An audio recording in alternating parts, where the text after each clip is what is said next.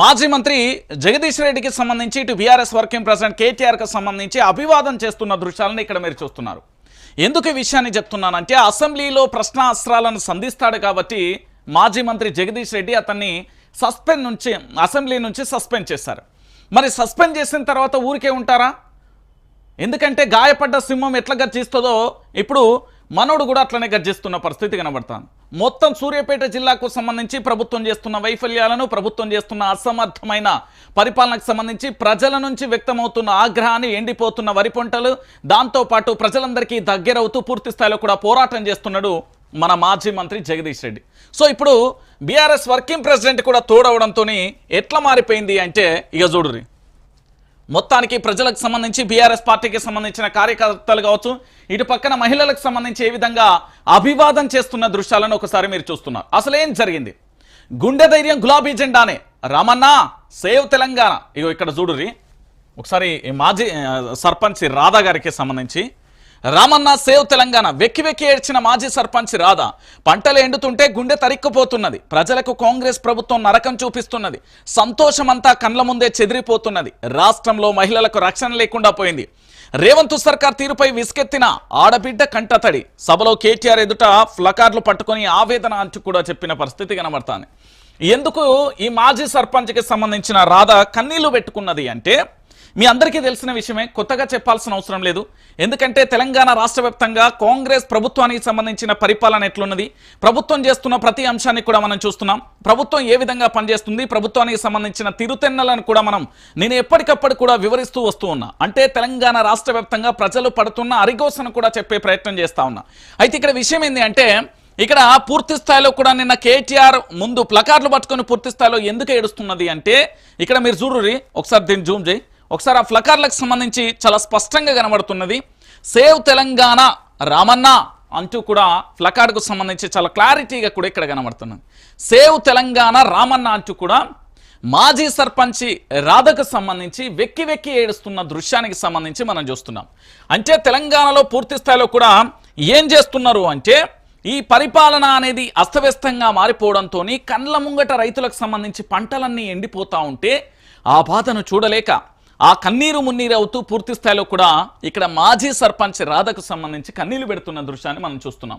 ఇక దానివైపు దాంతోపాటు ఇంకొక అంశాన్ని కూడా చూద్దాం. ఎందుకంటే నిన్న సూర్యాపేట జిల్లాలో కేటీఆర్ పర్యటనకు సంబంధించిన దృశ్యాలండి ఇవన్నీ. ఒక పక్కనేమో అభివాదం చేయడం, ఇంకో పక్కన ఆడబిడ్డలకు సంబంధించి దండం పెట్టడం, ఇంకో పక్కన బీఆర్ఎస్ పార్టీకి సంబంధించిన కార్యకర్తలందరూ ర్యాలీగా రావడం, ఇంకో పక్కన మాజీ సర్పంచ్కి సంబంధించిన రాధ కన్నీటి దృశ్యాలకు సంబంధించి నిన్న సూర్యాపేట పర్యటనలో బీఆర్ఎస్ పార్టీకి సంబంధించిన వర్కింగ్ ప్రెసిడెంట్ పర్యటనలో భాగంగా చాలా సమస్యలు కూడా కంటికి కనబడుతున్నట్టుగా చాలా స్పష్టంగా కూడా కనబడుతుంది. ఒకసారి చూద్దాం. ఆశ, అసూయ, ద్వేషం వీటితో తెలంగాణ ఆగం. బీఆర్ఎస్ నేతలపై స్థానిక నాయకత్వంపై అసూయ పెరిగేలా చేసిండ్రు. కుటుంబ పాలన, అహంకారం, దొరపాలన అని ప్రజలలో విద్వేషం నింపిండ్రు. కేసీఆర్ 10,000 ఇస్తుండు, మేం 15,000 ఇస్తాం.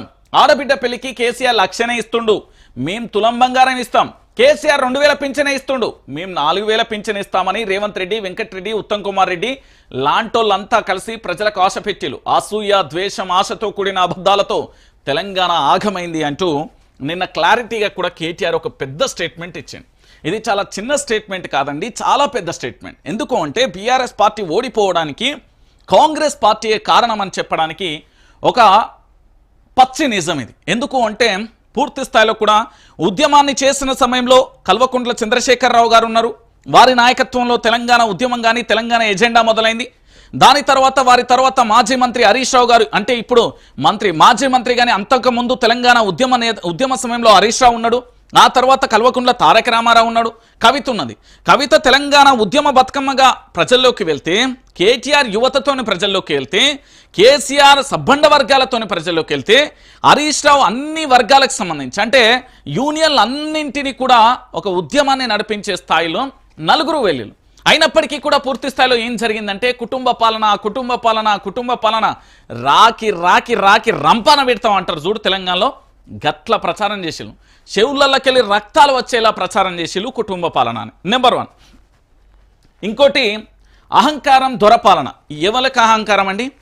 ఈరోజు ఆనాడు దొరపాలన అన్నారు, అహంకారం అన్నాడు. ఈరోజు తెలంగాణ రాష్ట్ర ముఖ్యమంత్రి యనుమల రేవంత్ రెడ్డి సచివాలయంలో అందుబాటులో ఉన్నాడా? ప్రజా సమస్యల గురించి మహాత్మా జ్యోతిరావు పూలేకి సంబంధించి ప్రజాభవన్లో అందుబాటులో ఉన్నారా? మరి అహంకారం కాదా? అది దురపాలన అనరా అనేది కూడా ఒక్కసారి తెలంగాణ సమాజం ఆలోచించాల్సిన అవసరం. నేను ఎందుకు ఈ విషయాన్ని చెప్తున్నానంటే చాలా స్పష్టంగా కూడా మనం ఆలోచించాలి.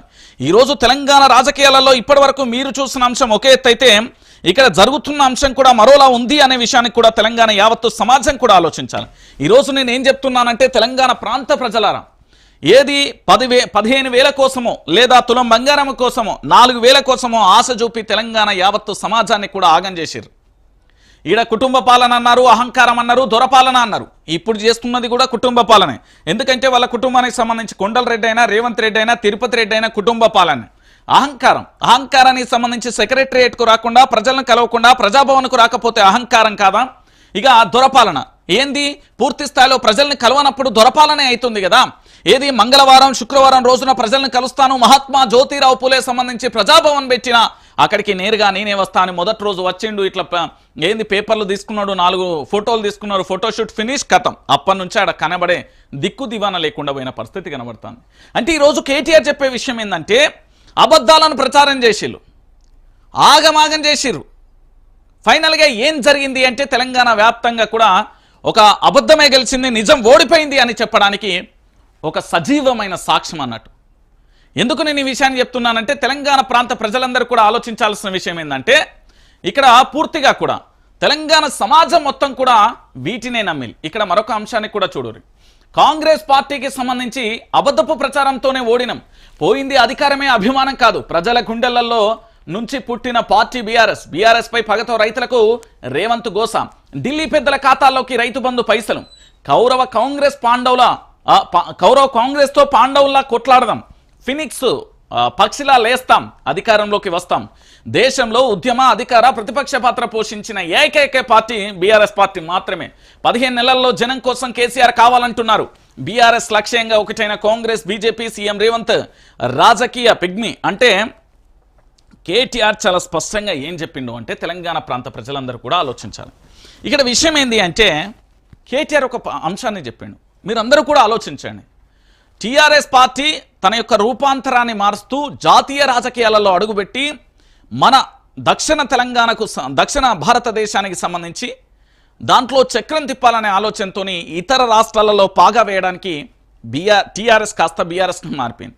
అయితే బీఆర్ఎస్ పార్టీ ఎక్కడి నుంచి పుట్టిందంటే ప్రజల హృదయాల నుండి, తెలంగాణ ఉద్యమం నుండి, ప్రతి గడప నుండి, ప్రతి ఇంటి నుండి, ప్రతి ఒక్కరి చేతులలో కూడా గులాబీ జెండా మొదలైంది, రణం మొదలైంది. యావత్తు తెలంగాణ సమాజం మొత్తం కూడా బీఆర్ఎస్ పార్టీకి జైగొట్టిల్లు, అధికారాన్ని ఇచ్చిల్లు.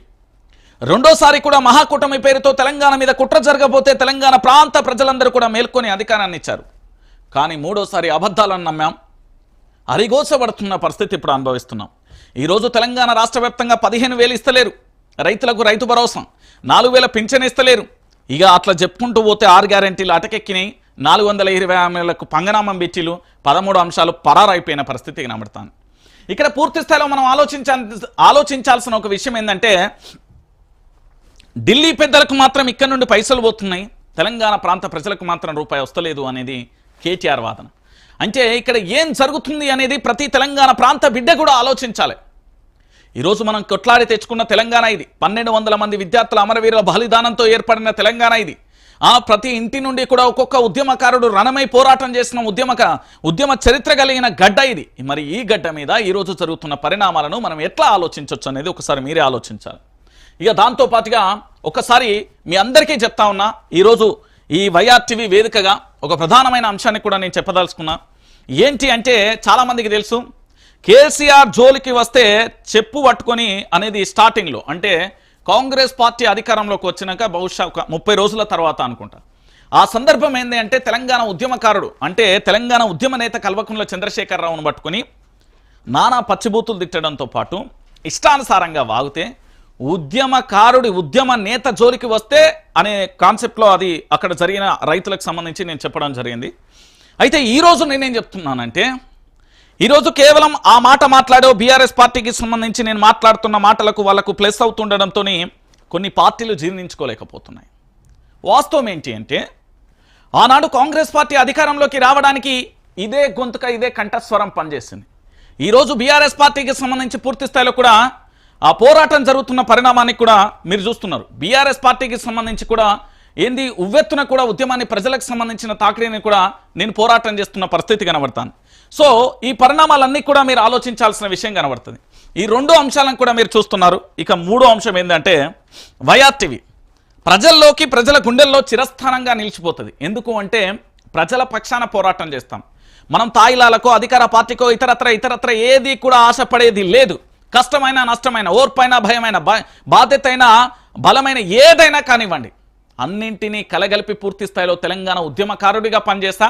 ఇప్పుడు ప్రజల పక్షాన పోరాటం చేయడానికి మళ్ళీ ఎజెండా స్టార్ట్ చేస్తున్నా. ఖచ్చితంగా ప్రజల్లోనే ఉంటాం, ప్రజల కోసం పోరాడుతూనే ఉంటుంది వైఆర్టీవీ. కేసులు పెట్టని భయపెట్టని బెదిరియని అన్నిటికీ త్యాగం చేసిన గుండె ఇది. అంత సింపుల్గా ఎవరికి భయపడేది లేదు. అయితే ఇక్కడ నేను చెప్పే ఓపెన్ స్టేట్మెంట్ ఏంటంటే ఏ పార్టీ కాదండి, మళ్ళీ చెప్తున్నా, ప్రజల కోసం పనిచేస్తున్నా. నాడు విపక్షంగా పనిచేస్తా, నేడు విపక్షంగా పనిచేస్తా, రేపు విపక్షంగా పనిచేస్తా. దట్స్ ఇట్, అంతే. ఇందులో ఏముండదు. ఇక్కడ ఇప్పుడు ఎందుకు నేను బీఆర్ఎస్ పార్టీకి అంటే 10 సంవత్సరాల పాటు అధికారంలో ఉన్న పార్టీ ఏంటండి? భారత రాష్ట్ర సమితి అంటే బీఆర్ఎస్ పార్టీ కదా. ప్రజల పక్షాన పోరాటం చేయగల అద్భుతమైన చరిష్మా కలిగిన వ్యక్తులు ఎవరండి? బీఆర్ఎస్ పార్టీ ఉద్యమ నేతలు. ఉద్యమ కాలంలో ఉద్యమాన్ని తారాస్థాయికి తీసుకెళ్లిన వ్యక్తులు ఏమండి? కల్వకుంట్ల చంద్రశేఖరరావు గారి సారథ్యంలోనే కదా. మరి అలాంటి గొప్ప నేతలకు సంబంధించి పూర్తి స్థాయిలో కూడా మన తెలంగాణ రాష్ట్రాన్ని తెచ్చి పోరాటం చేసిన పరిస్థితి కనబడుతుంది. సో ఈ రోజు కూడా మళ్ళీ స్టిల్ రైట్ నౌ చెప్తున్నా, అలాంటి ఉద్యమ నేత మన తెలంగాణ రాష్ట్రానికి అవసరం. కాబట్టి చాలా క్లారిటీగా కూడా మీరు ఆలోచించాలి. ఈ తెలంగాణ రాష్ట్రాన్ని కాపాడాలన్నా, రక్షణ వలయంలో ఉండాలన్నా, దిక్కులన్నీ బిక్కటిల్లేలా మనం కన్నీళ్లు పెడుతుంటే ఆ దిక్కులన్నిటికీ కూడా సమాధానం చెప్పి బిక్కటిల్లకుండా ధైర్యంగా ఉంచేలా చేయాలన్నా మళ్ళీ కల్వకుంట్ల చంద్రశేఖర్ రావే రావాలి. వస్తనే అవుతుంది. ఎందుకు అంటే దిక్సూచి నేను చెప్తున్నా కదా. ఈరోజు తెలంగాణ రాష్ట్ర వ్యాప్తంగా కూడా చాలా హృదయ విదారకమైన సంఘటన ఏంటంటే పంటలన్నీ ఎండిపోతా ఉంటే బాధ అనిపిస్తుంది నాకు. ప్రతి గులాబీ సైనికుడు వరంగల్ బాట పట్టాలి. పార్టీ రజోత్సవ సభకు లక్షలాదిగా కూడా తరలి రావాలి. కేటీఆర్ పిలువు. 40 డిగ్రీల ఎండలోనూ వెలువల తరలి వచ్చిన జనం, హోరెత్తిన నినాదాలు, అభిమాన నాయకుడిని చూసేందుకు మిద్దెలు మేడలెక్కిన మహిళలు, వాహనం వెంట ఉత్సాహంగా పరుగులు తీసే కార్యకర్తలు. బీఆర్ఎస్ రజోత్సవ సన్నాహక సభ సందర్భంగా సూర్యాపేటలో గురువారం కేటీఆర్ పర్యటన దృశ్యాలు ఇవి. ఇది ఉద్యమ సమయం కాదు. ఇప్పుడు ఎన్నికలు లేవు, పార్టీ అధికారంలో లేదు. అయినా అదే జనం, అదే ఉత్సాహం, అదే స్ఫూర్తి. సభలో ప్రసంగానికి అదే రెస్పాన్స్. మాటకు చప్పట్లు, హోరు. ఎందుకింత ఆదరణ, ఎందుకింత ఆరాటం? జవాబు ఆ సభలోనే దొరికింది. ఓ ఫ్లకార్డు పట్టుకుని కూర్చున్న మహిళ తనలో తానే కన్నీరు మున్నీరవుతూ కుమిలి ఏడుస్తున్నది. నీళ్లు రాక పంటలు నిన్న దుఃఖం ఆమెలో పొంగి పొర్లుతున్నది. ఆమె పట్టుకున్న ఫ్లకార్ల మీద సేవ్ తెలంగాణ రామన్న అంటూ ఆర్తిగా రాసి ఉంది. రాష్ట్రంలో వర్తమానం ఏమిటో, భవిష్యత్తు ఏమిటో ఆ ఒక్క దృశ్యం చెప్తున్నది అంటూ కూడా చూస్తున్న పరిస్థితి కనబడుతుంది. అయితే ఇక్కడ విషయం ఏంది అంటే తెలంగాణ యావత్తు సమాజం కూడా ఆలోచించాల్సిన విషయం ఏంటంటే తెలంగాణ ప్రాంత బిడ్డలందరూ కూడా కన్నీరు మిన్నీరు అవుతున్నారు. పంటలన్నీ ఎండిపోతున్నాయి. దాంతోపాటు నీళ్లు రావట్లే, కరెంటు ఇవ్వట్లే, అక్రమ కేసులు, ప్రశ్నిస్తే దాడులు రకరకాలుగా జరుగుతున్నాయి. వీటన్నింటినీ కట్టడి చేయడానికి, వీటన్నింటికి సంబంధించి పూర్తి స్థాయిలో జరుగుతున్న పోరాటానికి సంబంధించి ఎక్కడికక్కడ అడ్డుకట్ట వేయడానికి జరుగుతున్న ఉద్యమం ప్రజల నుంచి వస్తుంది. మీరు ఏ ఉద్యమాన్ని అణచివేయొచ్చు, ఏ ఉద్యమాన్ని ఆపేయగలసు, కానీ ప్రజల ఉద్యమం, ప్రజల నుంచి పుట్టిన ఉద్యమాన్ని ఎవ్వరు ఆపడం ఎవరి తరం కూడా కాదు. అది స్వాతంత్రోద్యమ పోరాటమైనా, తెలంగాణ ఉద్యమ పోరాటమైనా, నాడు నిజాం ప్రభు మీద పోరాటం చేసిన పోరాటమైనా, భూమి కోసం భుక్తి కోసం భూ పోరాటాలు చేసిన ఏ పోరాటమైనా కూడా ప్రజా పోరాటం మొదలైతే ఎవరు కూడా దాన్ని ఆపలేరు. ఈరోజు తెలంగాణలో అటువంటి పోరాటం రాబోతున్నది. ఆ పోరాటాన్ని చూస్తే భయపడాల్సిన పరిస్థితి కూడా ప్రభుత్వాలకు వస్తుంది. ఖచ్చితంగా అలాంటి పరిస్థితి రాబోతున్నది. నేను చెప్తున్నా కదా, చాలా స్పష్టంగా కూడా అదే ఉండబోతుంది అనేది వాస్తవం. ఎందుకంటే తెలంగాణ బిడ్డలకు గులాబీ జెండే గుండె ధైర్యం. కేసీఆర్ లేకపోతే తెలంగాణ వచ్చేది కాదు. కాంగ్రెస్ పీడ పోవాలంటే మళ్ళొకసారి బీఆర్ఎస్ పార్టీ తెలంగాణలో అధికారంలోకి వస్తే మాత్రమే మనం సంబరాలైనా అంబరాన్ని అంటే ఇలా చేసుకోగలుగుతాం. లేదు అంటే మళ్ళా తల నేలకేసి ఆ కన్నీటి చుక్క